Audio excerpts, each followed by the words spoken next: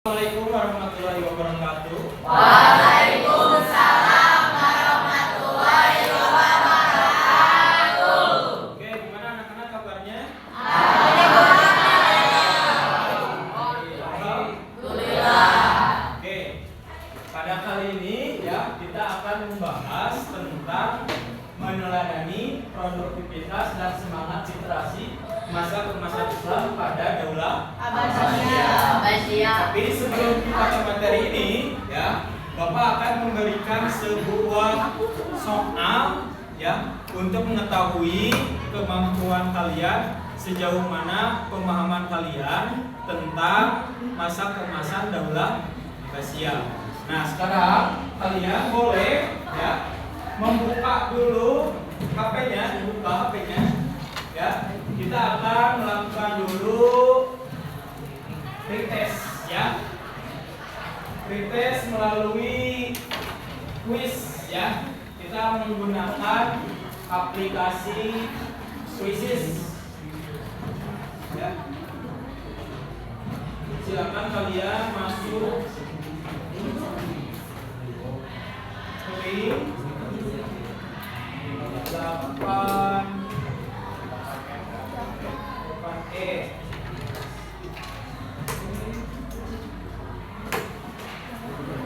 Oke, linknya udah dikirim. Silakan kalian masuk dulu. Satu soal, ya, dikasih waktu 20 detik. Ini 10 soal berarti berapa? 10 kali 20? 200 detik. 200 detik kan? Ya. Oke, siap? Sudah masuk?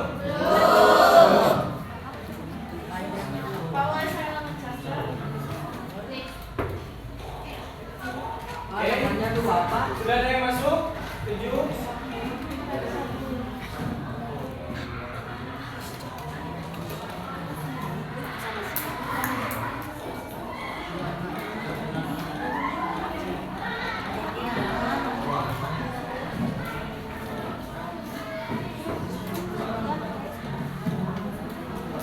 Oke. Gimana? Bisa masuk semua?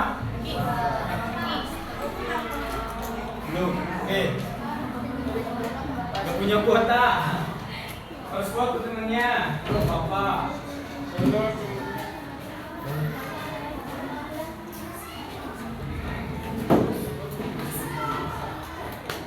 Bisa masuk? Kenapa? Selanjutnya sebagai Anastasia.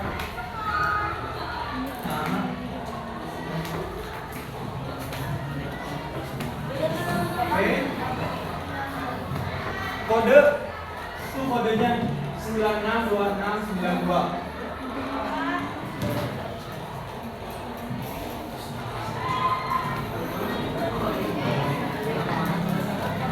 Sudah semuanya masuk?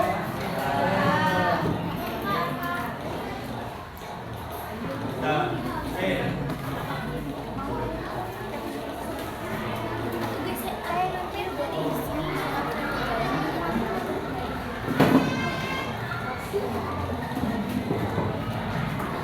Kalian belum masuk?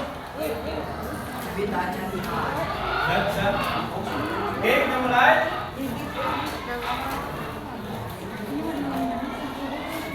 Siap, konsentrasi, kita mulai.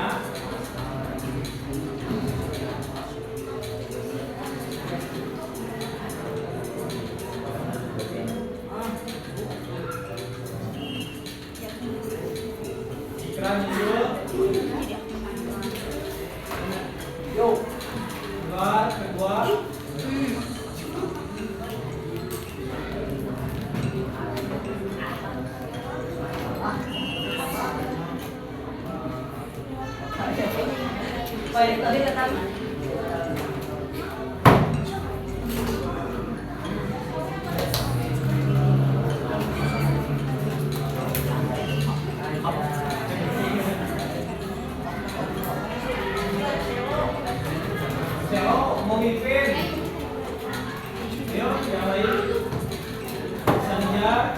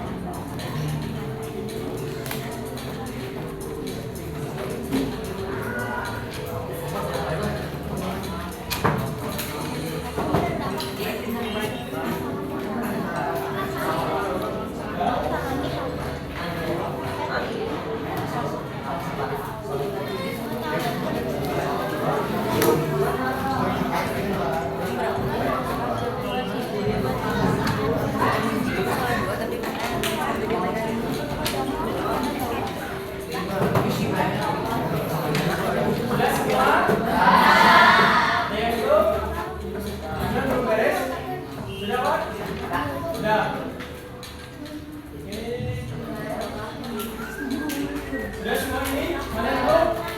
Angkat tangan yang belum? Sudah semua? Kita akhiri kalau sudah. Peringkat pertama. Oke, tiga dulu. Ketiga Devina, kedua Muhammad Anwar, dan pertama Ciao. Oke. Itu untuk sementara pemahaman kalian tentang pertanyaan kita bisa ya. Soal yang nomor 1 kita lihat masa kemasan Islam yang terjadi pada masa Daulah Abbasiyah ditandai dengan perkembangan ilmu pengetahuan dan budaya. Inilah 28 orang yang menjawab betul dan 5 orang yang menjawab salah. Oke. Kedua, pertanyaan kedua. Salah satu tokoh ilmuwan terkenal pada masa Daulah Abbasiyah adalah Al-Khwarizmi. Berarti ini kan nama orang asing ya. Isaac Newton, Leonardo da Vinci, Albert Einstein, mungkin ya. Kan ini berbicaranya tentang tokoh ilmuwan pada Daulah Abbasiyah. Daulah Abbasiyah Islam bukan? Islam, berarti namanya juga dari Islam. Oke.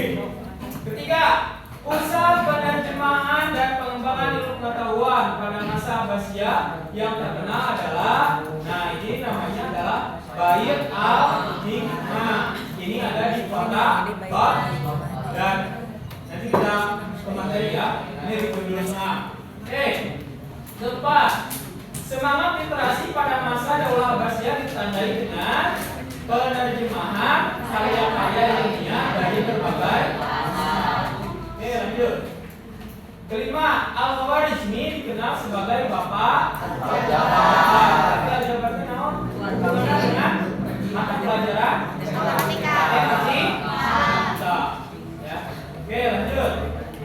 Kontribusi ilmuwan muslim pada masa Abbasiyah terhadap dunia kedokteran ditunjukkan oleh karya ada namanya Kitab Al-Hawi oleh Al-Raji. Jadi bapaknya kedokteran itu, ya, ilmuwan kedokteran itu adalah Al-Raji.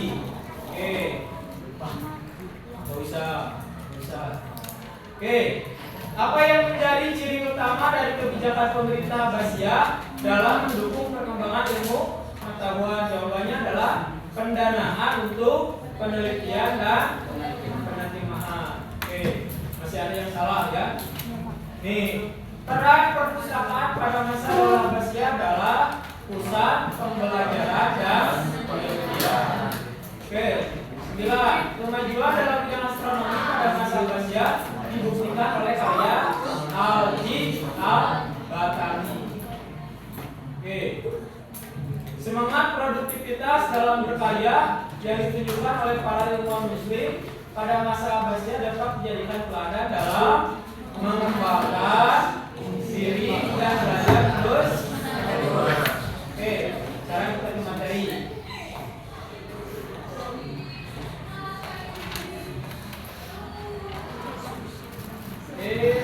Nah, yang akan kita bahas adalah meneladani produktivitas dan semangat generasi masa keemasan Islam masa Daulah Abbasiyah. Oke, pemerintahan di Islam itu pertama dipimpin oleh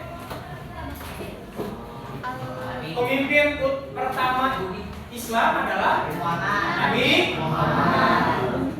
Nah, Nabi Muhammad wafat, kemudian digantikan oleh Abu Bakar As-Siddiq. Kemudian Abu Bakar wafat, digantikan oleh Umar bin Khattab. Umar bin Khattab wafat,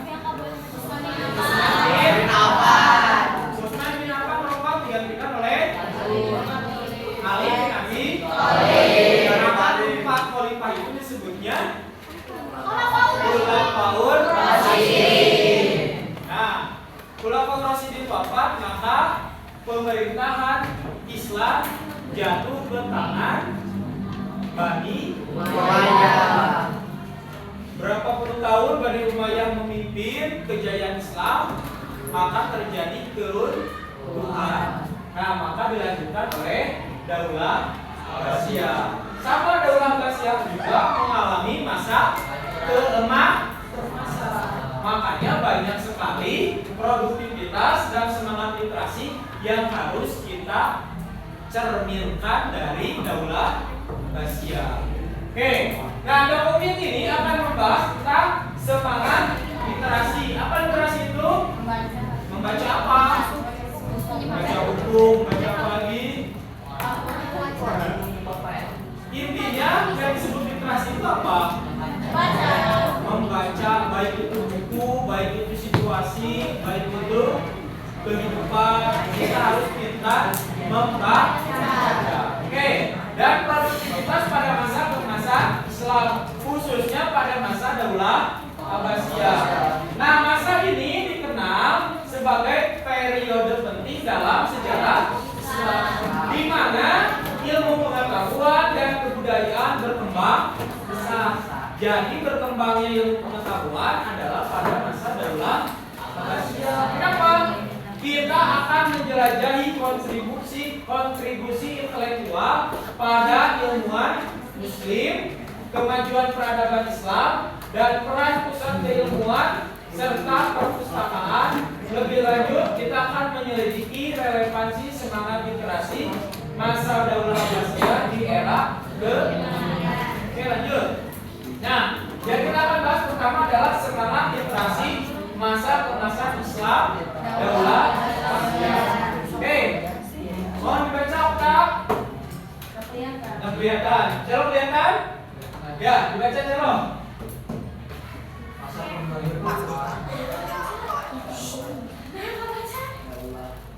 Boleh ke depan di sini. Celo kelihatan, maju ke depan boleh. Oke. Ya, baca dulu. Tuh, kelihatan? Ya. Masa pemerintahan Daulah Abbasiyah 700 dengan daerah kemasan Islam dalam hal perkembangan pengetahuan dan kebudayaan, semangat literasi yang kuat, membangun upaya kekuasaan berawal dari pendirian kepala dan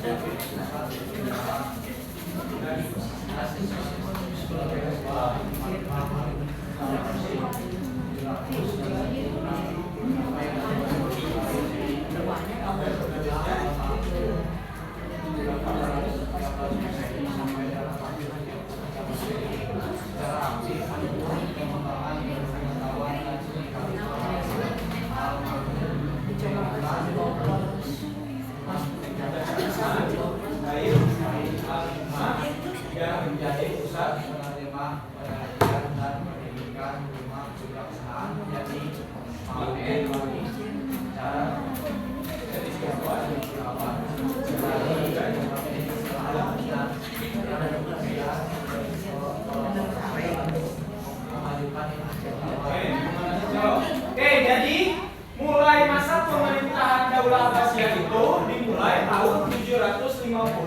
sampai 1258 Masehi. Nah, menandai era keemasan Islam dalam hal perkembangan ilmu pengetahuan dan budaya. Jadi berkembangnya suatu negara atau tidak dilihat dari ilmu pengetahuan dan budaya. Kalau ilmu pengetahuannya dan kebudayaannya berkembang, maka suatu negara itu disebut negara maju. Oke. Nah, semangat literasi yang berkembang di seluruh wilayah kekuasaan mereka berawalnya seperti apa? Yaitu didirikannya Bait al-Hikmah.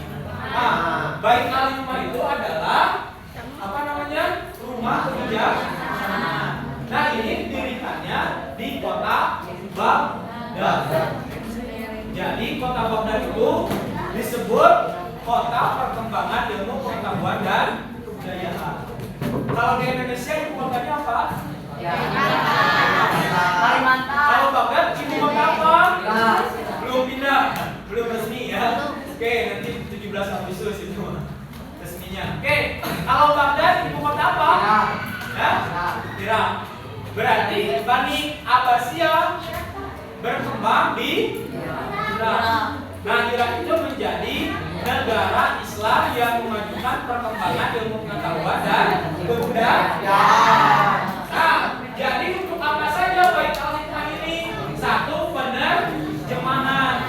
Karena banyak ilmu pengetahuan itu berbahasa Yunani, berbahasa Yunani, berbahasa Inggris, pokoknya berbahasa asing. Kemudian oleh Harun al-Rasyid, buku-buku asing itu, buku pengetahuan itu diterjemahkan ke dalam bahasa Arab. Supaya apa? Supaya orang Arab mengerti tentang ilmu pengetahuan orang asing, baik itu kedokteran, baik itu sejarah, matematika dan lain sebagainya. Itu diadopsi dari bahasa asing yang diterjemahkan oleh siapa? Oleh pemerintahan Harun al-Rasyid dan diteruskan oleh Al-Makmum. Apalagi penelitian, melakukan berbagai macam penelitian dan pendidikan. Jadi dibuat banyak rumah pendidikan. Nanti kalau di kita mah sekolah. Oke. Nah, rumah kebijaksanaan menjadi magnet bagi para cendekiawan dari berbagai belahan dunia. Jadi orang-orang pintar dari seluruh dunia datang ke kota Baghdad untuk apa? Berkolaborasi dalam memajukan ilmu pengetahuan. Oke, masa ini menandai kebangkitan semangat literasi yang luar biasa. Karena semua orang terpacu untuk menjadi atau menimba ilmu. Oke, pengetahuan dari berbagai bidang seperti matematika, yang tadi disebut apa? Aljabar itu Al-Waizmi. Astronomi itu ilmu apa?